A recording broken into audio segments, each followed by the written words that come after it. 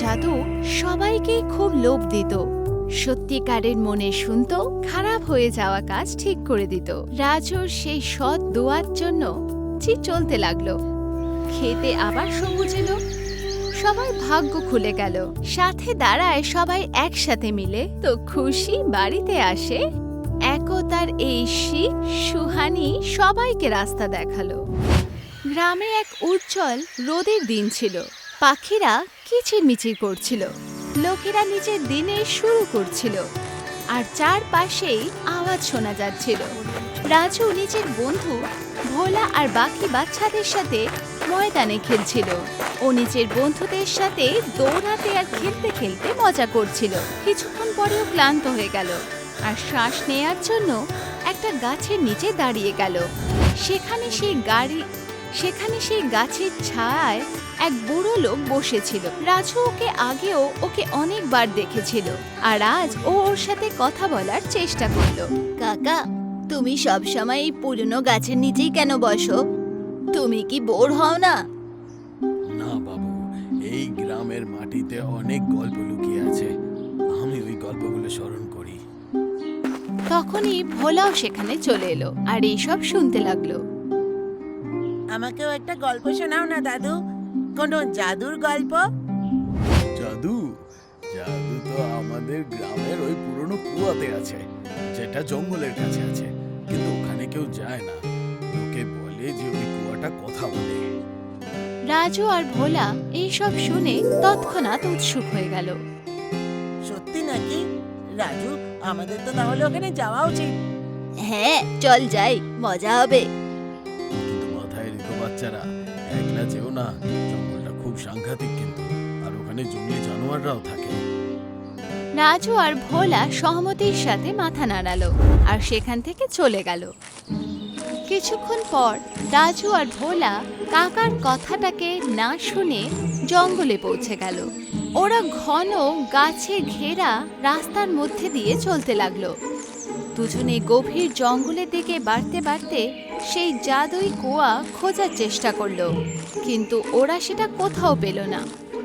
রাজু, আমার মনে হয় আমাদের ফেরত যাওয়া উচিত। জঙ্গলে তো একা যাওয়া উচিত না। ভীতু হোস না ভোলু, কাকা বলেছিল যে কুয়া জাদুই। ভাব, যদি সেটা সত্যি কথা বলে তাহলে কত মজা হবে। রাজু ভোলার হাত ধরলো আর তারপর ওকে নিয়ে জঙ্গলের ভেতরের দিকে চলে গেল। কিছুক্ষণ পর ওরা গাছের মাঝখানে লুকানো একটা কুয়ো দেখতে পেল, আর ওরা তৎক্ষণাৎ খুশি হয়ে গেল। ওরা তাড়াতাড়ি কুয়োর দিকে দৌড়ে গেল আর উৎসুকতার সাথে তার চারপাশে ঘুরতে লাগলো।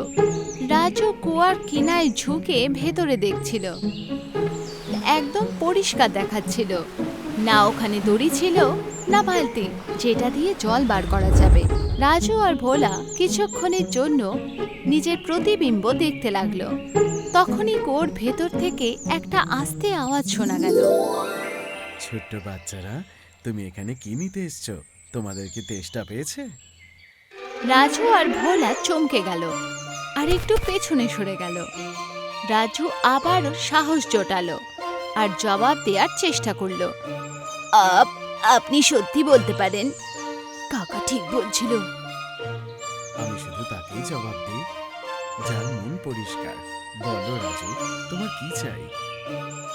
রাজু আর ভোলা একে অপরের দিকে তাকালো। ওদের চোখে অস্বস্তি পরিষ্কার দেখা যাচ্ছিল। সন্ধেবেলা সূর্য অস্ত যাচ্ছিল।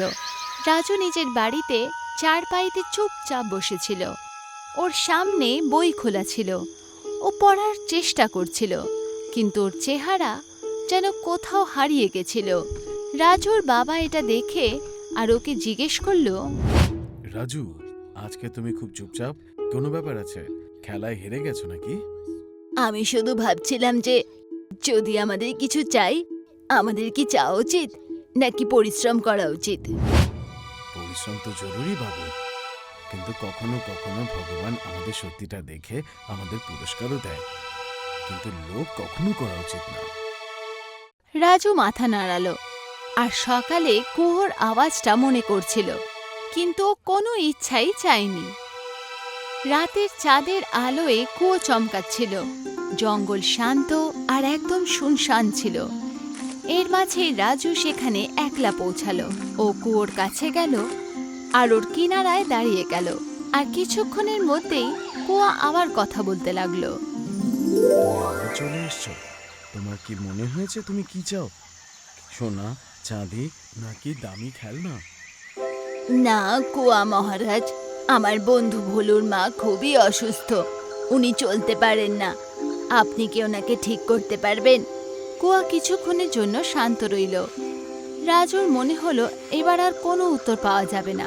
ও ফেরত যেতে লাগলো। তখনই এক চমৎকার হলো। কুয়ো থেকে একটা মাটির ঘড়া হাওয়ায় উঠে বাইরে এলো। এই মুহূর্ত খুবই অদ্ভুত লাগছিল।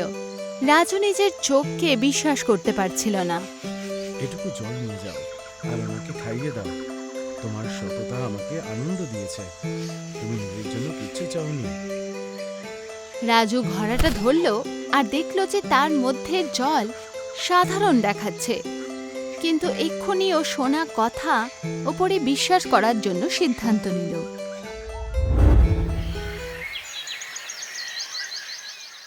পরের দিন সকাল ভোলা নিজের ঘরে নিজের মায়ের পায়ের মালিশ করছে দেখা যাচ্ছে। ওর মা বিছানায় শুয়ে আছে আর নড়তেও পারছে না। তখনই সেখানে রাজু সেই ঘোড়ার সাথে পৌঁছালো, যেটা ও আগের রাতে পেয়েছিল। হ্যাঁ, ভাবলাম বিমলা কাকির সাথে দেখা করে আসি। কেমন আছে কাকি? ঠিক আছে বাবা, তুমি কেমন আছো? ঠিক আছে কাকি, আপনার জন্য কিছু একটা জিনিস নিয়ে এসেছি। কি আছে বাবা? শুধু এইটুকু ভেবে নিন যে এটা একটা ওষুধ। আপনি এটা খেয়ে নিন, আপনার জন্য এটা খুব ভালো হবে। বিমলা হাসল আর ঘোড়া নিয়ে নিল। ভোলা ওনাকে সাহায্য করলো আর ওনাকে সেই জল খাওয়ালো। জল শেষ হওয়ার পর ভোলা ঘোড়া নিচে রেখে দিল। রাজু বাবা, এটা তো সাধারণ জলের মতো নেই। তুমি কি এটাতে কিছু মিশিয়েছিলে? এরকমটাই বোধহয়। ঠিক আছে, এবার আমি এলাম। রাজু এটা বলে সেখান থেকে চলে গেল। আর তারপর সেই দিন থেকেই বিমলা একটু একটু করে শক্তি ফেরত পেল।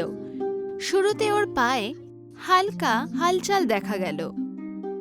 এখনো নিজের পাকে নিজে থেকেই হেলাতে পারত। ভোলা ওকে রোজ সাহায্য করত আর ওকে অভ্যেস করাতো। প্রত্যেক দিনের সাথে ও আরেকটু করে ভালো হচ্ছিল। তারপর আরেকটা দিন এলো যখন ও দাঁড়ানোর চেষ্টা করলো। ও এক মুহূর্তের জন্য নড়ে উঠল, কিন্তু পর মুহূর্তে সামনে নিল আর আস্তে আস্তে নিজের পদক্ষেপ এগিয়ে গেল। আর তারপর একদিন রাজু নিজের বাড়িতে বসে পড়াশুনো করছিল। তখনই ভোলা নিজের মা বিমলার সাথে সেখানে এলো। বিমলা আগে এগোলো আর রাজুকে জড়িয়ে ধরল। বাবা, আমি বুঝতে পারছি না তোমাকে ধন্যবাদ কি করে বলবো। কাকি, এটা তো আমার দায়িত্ব। আমি কি তোমার ছেলের মতন নই? তিনজনেই খুশির মুহূর্তকে একসাথেই উপভোগ করলো। সবাইকে খুব খুশি দেখাচ্ছে।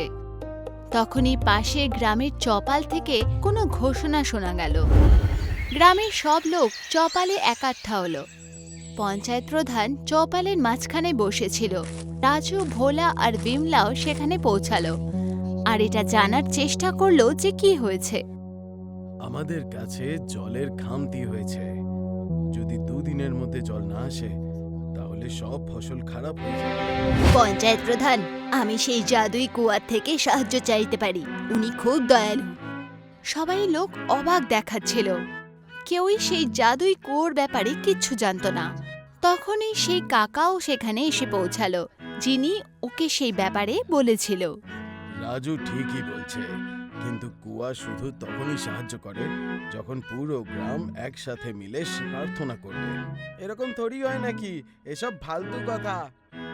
হ্যাঁ, একদম ঠিক কথা। আমাদের এই রকমের অন্ধবিশ্বাসকে একদম প্রশ্রয় দেওয়া উচিত না। এরকমটা নয়। রাজু সেই কুয়ো থেকে আমাকেও জাদুই জল খাইয়েছিল। দেখুন, আজ এই জন্যই আমি এখন আবার চলতে পারছি। পঞ্চায়েত বাবু, গ্রামে তো আকাল পড়ার পরিস্থিতি তৈরি হয়েছে। কিছু না করার থেকে তো ভালো হবে আমরা যদি কোনো একটা চেষ্টা করে দেখি। পঞ্চায়েত প্রধান কিছুক্ষণ ধরে ভাবল, তারপর উনি মেনে গেলেন। সব গ্রামবাসীরাও সহমতি দিল আর নিজের লাভের জন্য ওখানে গিয়ে প্রার্থনা করার সিদ্ধান্ত নিল। আর পরের দিন পুরো গ্রামের লোকেরা সেই কুয়োর কাছে পৌঁছালো। পঞ্চায়েত প্রধান রাজুর সাথে মিলে সেখানে পূজা করলো। কুয়োকে শান্ত দেখাচ্ছিল। রাজু আগে এগোলো আর কুয়োর কিনারায় পৌঁছে ও ভেতরের দিকে দেখলো। হে জাদুই কুয়া, আমাদের গ্রামের ওপর বিপদ এসেছে। আমাদের সোনা বা চাঁদি চাই না, আমরা শুধু আমাদের ফসলের জন্য জল চাই। দয়া করে আমাদের সাহায্য করুন। সাহায্য করো, সাহায্য করুন। কুয়ো নড়তে লাগলো, মাটিও নড়তে লাগলো। লোকেরা ঘাবড়ে গিয়ে এদিক ওদিক পড়তে লাগলো। কিছুক্ষণ পর সবকিছু শান্ত হয়ে গেল, কিচ্ছু হলো না। গ্রামের লোকেদের মনে হলো যে এই কুয়ো শুধু কাকা আর রাজুর বানানো গল্পই। ওরা সবাই সেখান থেকে যেতে লাগলো। পঞ্চায়েত বাবু, শুধু আর কিছুক্ষণ দাঁড়িয়ে যান। আমরা আমাদের গ্রামের জন্য সাহায্য চাইছিলাম, অন্ধবিশ্বাসের ঢং করছিলাম না। সবাই সেখান থেকেই চলে গেল আর শেষ অবধি রাজু, ভোলা, বিমলা আর কাকাই থেকে গেল। চিন্তা করো না রাজু, আমি তোমার ওপর ভরসা করি। তা কেউ করুক বা না করুক। সব লোকেরা বুঝতে পারল না যে কুয়া কেন কিছু করছিল না, আর সেটাই ভাবতে লাগলো। কিছুক্ষণ পর ওরা জলের একটা বিন্দু নিচে পড়তে দেখলো। রাজু ওপরে তাকালো, তখনই হালকা বৃষ্টি শুরু হলো। সেটা আস্তে আস্তে জোরে বৃষ্টিতে বদলালো। তখন কুয়া আবার প্রতিক্রিয়া দিল। নিবাসীরা, ঐক্যবদ্ধতাতেই শক্তি। যতদিন তোমরা একে অপরের সাহায্য করবে, এই জল কোনোদিন শেষ হবে না। রাজুর চেহারায় জয়ের হাসি খেলে উঠল। অন্যদিকে গ্রামের সব লোকেরা বৃষ্টির আনন্দ নিতে লাগলো। এমন মনে হচ্ছিল যেন লম্বা সময় ধরে ওরা যেটা চাইছিল সেটা পেয়ে গেল। লোকেরা নিজের ক্ষেতের দিকে দৌড়ে গেল আর জলের জন্য নালা করতে লাগলো। মহিলারা বাড়ি থেকে বাসন বার করে জল জমাতে লাগলো। আস্তে আস্তে গ্রামের পুকুর আবার ভরতে লাগলো। এর সাথে রাজু, ভোলা আর বিমলা আর কাকাও জঙ্গল থেকে আবার গ্রামের দিকে আসতে লাগলো। আমাকে ক্ষমা করে দিও রাজু, আমরা তোমাকে ভুল বুঝেছিলাম। এসব তোমার জন্যই হয়েছে। রাজু, তুমি সত্যিই একজন হিরো। তোমার জন্যই তো গোটা গ্রাম জল পেল। না প্রধান বাবু, এইসব আমার জন্য নয়, এইসব আমাদের গ্রামের সৎ আর দয়ালু মনের জন্য হয়েছে। আমি হিরো নই ভোলু, আসল জাদু তো আমাদের ঐক্যতাতে আছে। একদম ঠিক বলেছ, যে একে অপরের সাহায্য করে তার ভালো তো প্রকৃতি নিজেই করে।